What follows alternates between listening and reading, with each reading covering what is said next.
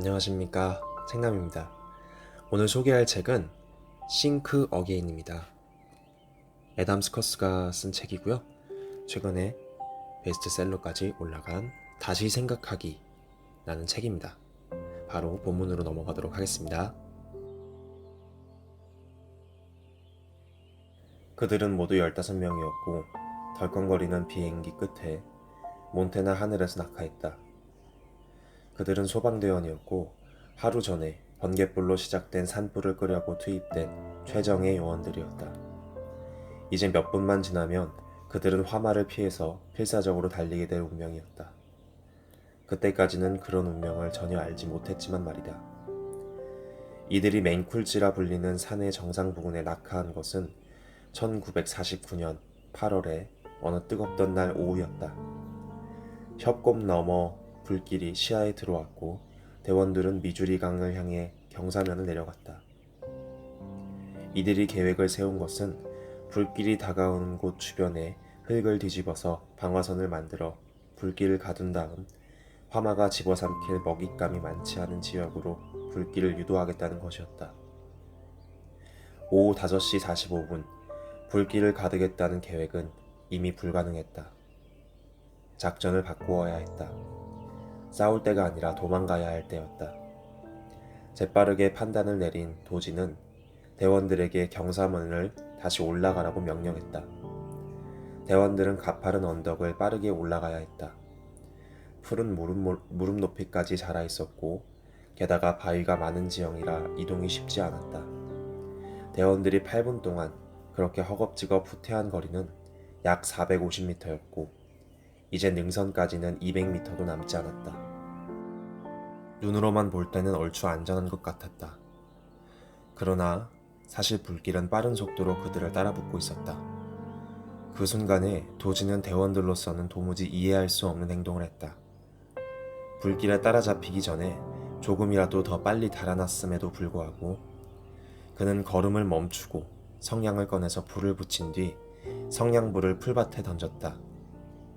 그의 이런 행동을 두고 생존자 한 사람은 나중에 이렇게 말했다. 우리는 대장이 미쳤다고 생각했습니다. 엄청난 불길이 뒤에서 우리를 집어삼키려고 달려오는데 대장이 우리 앞에 또 다른 불을 놓았으니까 말입니다. 이 대원은 도지가 자기를 불태워 죽이려고 한다고 생각했다. 그 대원만 그랬던 게 아니다.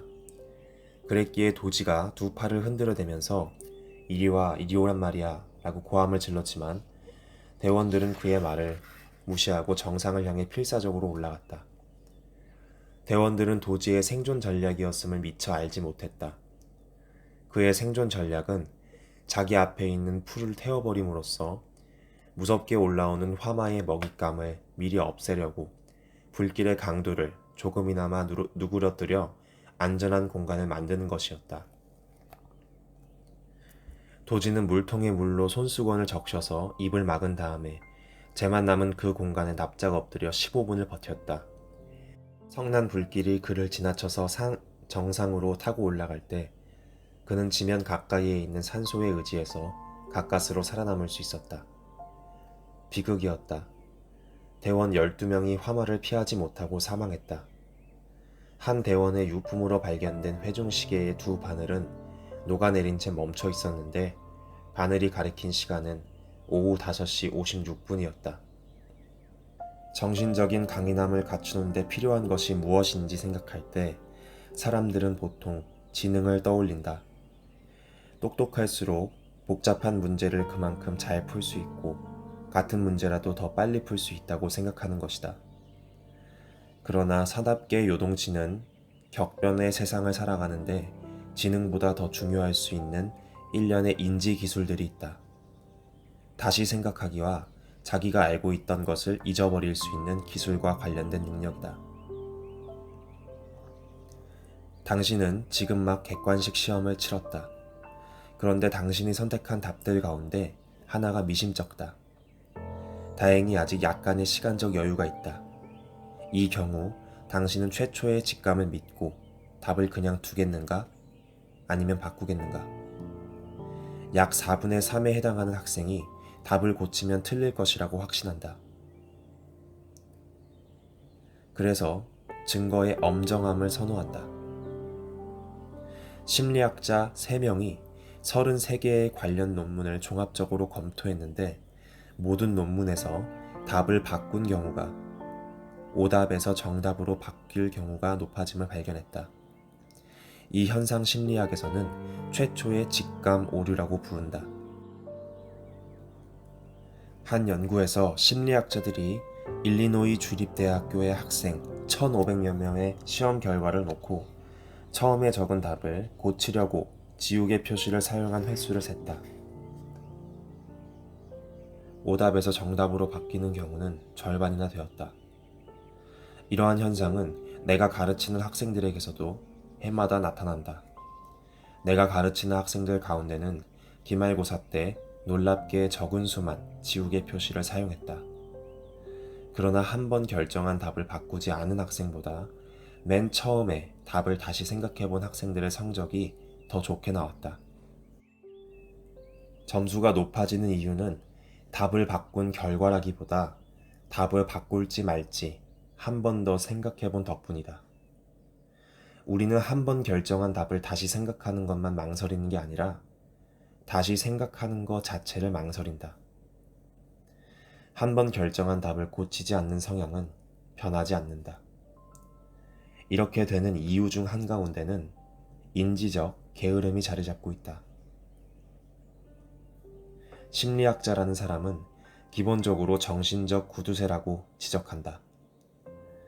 새로운 걸 붙잡고 어렵게 쩔쩔매기보다는 기존의 의견이나 생각에 안주하는 쉬운 쪽을 자주 선택한다는 것이다.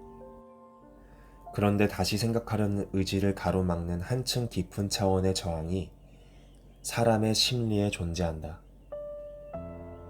자신을 믿지 못하고 의심할 때 세상은 한층 더 예측하기 어려워진다. 자기 자신을 의심한다는 것은 자기가 알고 있던 사실이 이미 바뀌어 버렸을지도 모름을, 즉 과거에 옳았던 것이 지금은 틀릴지도 모름을 인정한다는 뜻이다. 그러므로 자신이 깊이 신봉하는 어떤 것을 한 번 더 생각한다는 것은 자신의 정체성을 위협하는 셈이다. 자기 자신을 의심할 때는 자기의 한 부분을 잃어버린다는 느낌이 들 수밖에 없다. 다시 생각해야 되는 대상이 물건일 때 사람들은 열정을 다해서 업데이트한다. 예를 들어 입던 옷이 유행에 맞지 않을 때는 옷을 새로 장만하고 주방 구조나 설비가 유행에 뒤처지면 새로 단장한다. 그러나 대상이 지식이나 견해일 때는 기존의 것을 고집하는 경향이 있다. 심리학자들은 이것을 집착하고 얼어붙기라고 부른다. 사람들은 의심할 때의 불편함보다는 확신할 때의 편안함을 더 좋아한다. 지금도 여전히 윈도우 95를 쓰는 사람을 보고 비웃으면서도 1995년에 형성되었던 자신의 견해는 여전히 붙잡고 놓아주질 않는다. 아마 당신은 냄비 속 개구리 이야기를 들어보았을 것이다.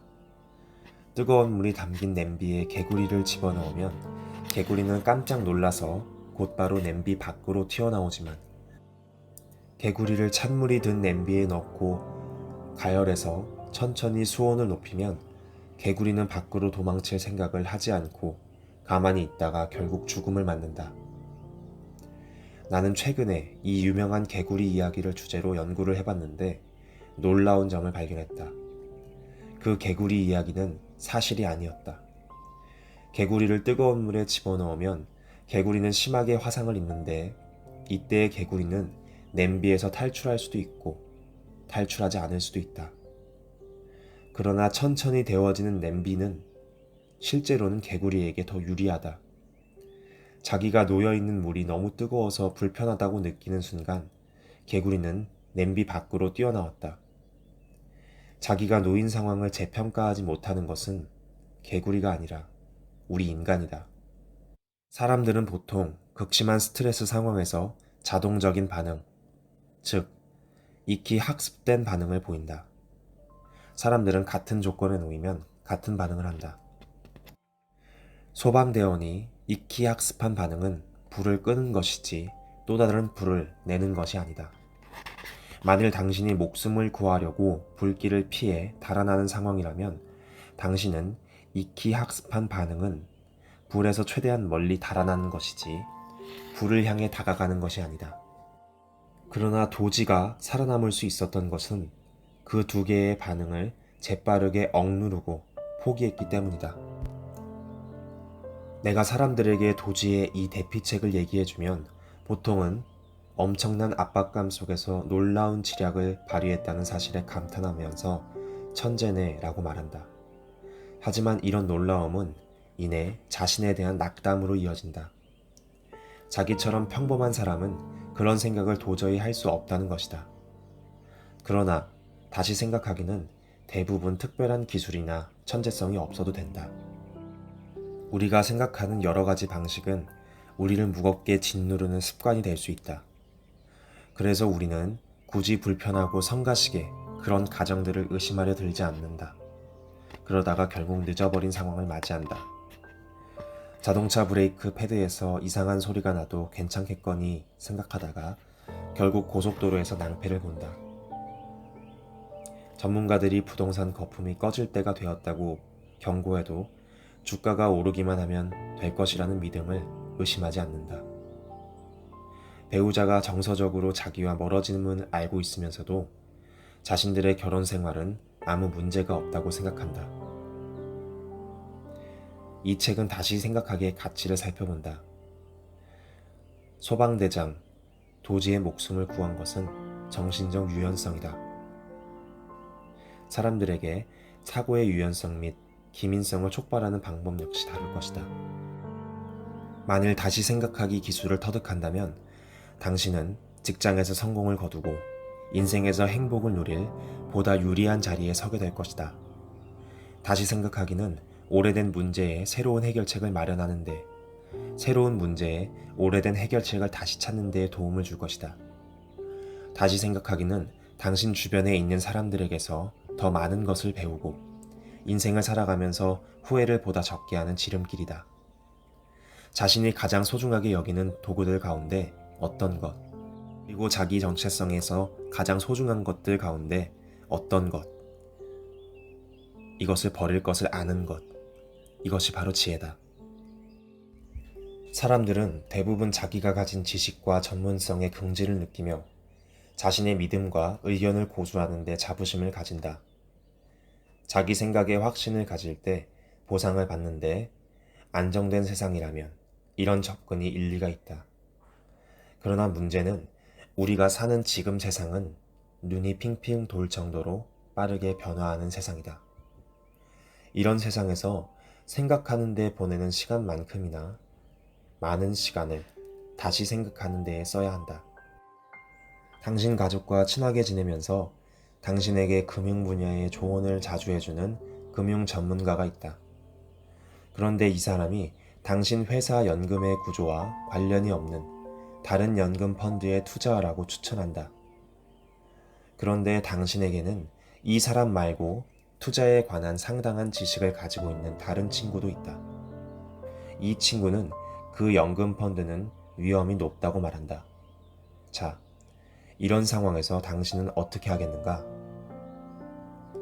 스티브 그린스퍼는 이런 상황에서 데이터를 기반으로 한 예측을 무시하는 회의적인 전망의 경고를 따져보기로 했다. 그런데 그의 누이는 그 펀드에 이미 여러 해 투자하고 있었으며 투자 결과에 만족하고 있었다. 누이의 친구들도 그 펀드에 투자해서 재미를 톡톡히 보고 있었다. 그 펀드의 수익률은 엄청난 정도까지는 아니었지만 꾸준하게 두 자릿수를 기록하고 있었다. 게다가 투자를 추천했던 금융 전문가도 그 펀드를 얼마나 확실하게 믿었던지 자기 돈도 그 펀드에 투자해두고 있었다. 이러한 정보로 무장한 그리스퍼는 최종 판단을 내렸다. 퇴직금 가운데 3분의 1에 가까운 돈을 그 펀드에 투자한 것이다. 그리고 얼마 지나지 않아서 그의 투자 자산 규모는 25%나 불어났다. 그러다가 펀드가 망했고 그는 하룻밤 사이에 모든 돈을 잃었다. 그 펀드는 다단계 금융사기였다. 20년 전에 심리학자이자 나의 동료였던 필립 테들록이 특이한 사실 하나를 발견했다. 사람들이 생각하고 말할 때 흔히 전혀 다른 직업인 세 사람의 사고방식 속으로 빠져든다는 것이었다. 그 세 사람은 전도사, 검사, 정치인이었다. 우리는 자신이 성스럽게 여기는 믿음이 위험해질 때 자기 이상을 보호하고 드높이기 위해 전도사가 되어 설교한다. 그러다가 다른 사람의 논리에서 오류를 발견하면 검사가 되어 상대방이 틀렸고 자기가 옳음을 입증하는 논거를 줄줄이 늘어놓는다. 그러다가 다른 사람의 동의를 얻어야 할 때는 재빠르게 정치인으로 변신해서 지역구민의 지지를 받으려고 대국민 연설이나 언론 플레이 혹은 로비를 하는 등의 정치 공략을 펼친다. 그런데 여기에는 리스크가 있다. 자기가 옳다고 설교하고 상대방이 틀렸다고 조목조목 따지고 다른 사람의 지지를 얻으려고 정치 공작을 하는데 너무 몰두한 나머지 자기 의견이 과연 자신이 생각하는 것처럼 옳은지 다시 생각하지 않기 때문이다. 그런 스퍼는 위가 그에게 자기와 자기 친구들이 거둔 투자 수익을 이야기할 때 그녀는 그 펀드의 장점을 주제로 설교를 했다. 그리고 그녀가 내보였던 확신은 그린스폰으로 하여금 투자를 말리던 자신의 친구들에게 조건 반사적인 냉소주의를 씌우면서 그를 조목조목 비판하게 만들었다. 또한 그린스폰은 자기 욕망을 투자하자는 쪽으로 손을 들게 할 때는 정치인이 되었다.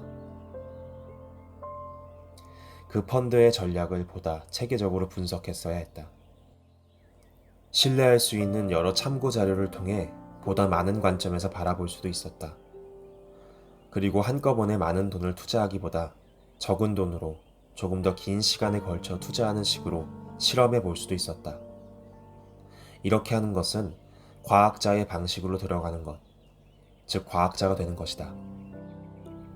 다시 생각하기는 과학자에게 필수적인 요소다. 과학자는 자기가 이해하는 범위의 한계를 끊임없이 인식해야 되는 대가로 보수를 지급받는다. 또 과학자라면 자기가 아는 것을 당연히 의심해야 되고 자기가 알지 못하는 것에 호기심을 가져야 하며 새로운 데이터를 확보할 때마다 그것을 근거로 자기가 가지고 있던 기존의 견해를 계속 수정 보완해야 한다.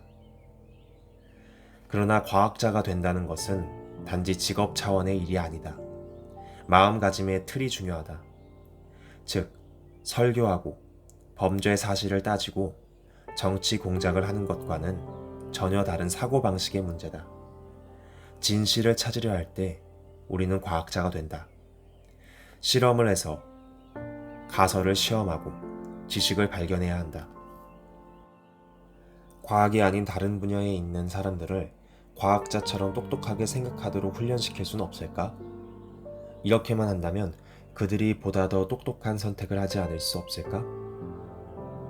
최근에 유럽 연구자 4명이 이런 의문에 대한 답을 찾아 나섰다. 그들은 여러 분야를 망라해서 100명이 넘는 이탈리아 신생기업 창업자를 대상으로 대담한 실험을 진행했다. 이 창업자들 대부분은 어떻게든 수익을 창출해야만 했는데 이런 상황은 그들에게 과학적 사고를 가르치는 것이 이들 기업의 경영 실적에 어떤 영향을 주는지 조사하는 데 이상적인 조건이었다. 연구자 집단은 그 집단을 과학적인 사고 집단과 그렇지 않은 집단으로 무작위로 분류했다. 이 두 집단을 대상으로 기본적으로 동일한 훈련을 했지만 딱 하나 다른 점이 있었다. 과학적 사고 집단에는 과학의 고글로 자기 회사를 바라보도록 끊임없이 권장했다는 것이다. 과학적 사고의 관점에서 전략은 하나의 이론이고 고객과의 면담은 여러 가설을 개발하는 데 도움이 되며 최초 실행 기능 제품과 시제품은 그 가설들을 시험하는 실험이 된다. 이럴 때 기업의 과제는 결과를 엄정하게 측정하고 가설이 맞는지 혹은 틀리는지를 토대로 의사결정을 내리는 것이다. 그리고 다음에 통제 집단에 속했던 기업가의 회사 평균은 $300에도 미치지 못하는 수익을 기록한 반면 과학적 사고 집단에 속했던 기업가의 회사들은 평균 1만 2천 달러가 넘는 수익을 기록했다. 과학적 사고 집단은 2배가 넘는 속도로 매출을 창출했으며 고객들과도 더 빠르게 소통할 수 있었다. 과학적 사고를 하지 않았던 집단은 과거 자신이 내렸던 결정의 장점을 설교하고 대안이 될 수도 있는 선택의 약점을 따지며 자신이 기존에 설정한 방향에 손을 들어주는 조언자들에게 박수를 쳐주면서 정치 공작을 하기란 너무나도 쉬웠다. 반면에 과학자처럼 생각하려고 배운 기업가들은 3번 이상 결정을 바꿨다. 자신이 세웠던 가설이 잘못되었음을 확인할 때는 그 순간이 기존의 사업 모델을 다시 생각해야 할 시점임을 그들은 알았던 것이다. 기업의 이사들을 놓고 토너먼트 경쟁을 시켜보면 실제로 최고의 전략가는 단호하고 확고한 사람이 아니라 느리고 확신이 없는 사람이다. 그들은 조심스러운 과학자들과 마찬가지로 자기의 마음을 바꿀 유연성을 확보하기 위해 충분히 뜸들이고 시간을 들인다. 자기가 알지 못하는 것에 마음을 닫아버리는 것. 이것이 지식이 몰고 오는 저주이다. 좋은 판단은 자기 마음을 여는 기술과 그렇게 하겠다는 의지에 달려있다. 제가 소개드렸던 일부는 개인적인 차원에서 자신의 생각을 어떻게 바꿔야 되는지 그것에 대한 중요성을 말해주는 장이었고요. 2부와 3부는 이제 개인과 개인의 소통과 관련해서 나누고 있고 3부는 집단 차원에서의 생각의 전환에 대해서 말을 하고 있습니다. 책 전체가 완성도가 엄청 높습니다. 물론 다시 생각하는 어떤 기술적인 측면에 대한 서술은 적지만 충분한 사례가 있고 저자 특유의 필력이 돋보이는 책이었던 것 같습니다. 네, 오늘 내용은 여기까지입니다. 들어주셔서 감사합니다.